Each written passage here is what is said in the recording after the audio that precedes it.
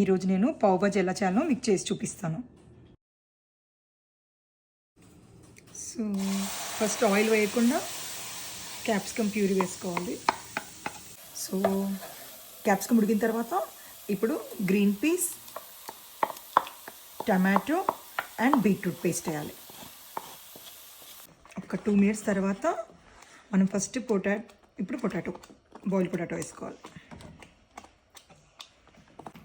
కొద్దిగా థిక్ అయింది, కొంచెం వాటర్ పోసుకుందాము. యా ఇప్పుడు లాస్ట్లో ఉప్పు, కారం, పసుపు, పావు భాజీ మసాలా వేయాలి. సో ఇప్పుడు కర్రీ అంతా ఉడికింది. లాస్ట్కి కొంచెం బటరు అండ్ కొంచెం కొత్తిమీర వేసి పైన తాలింపు పెట్టుకోవాలి. నెక్స్ట్ తాలింపు ఎలా పెట్టాలో చూపిస్తాను.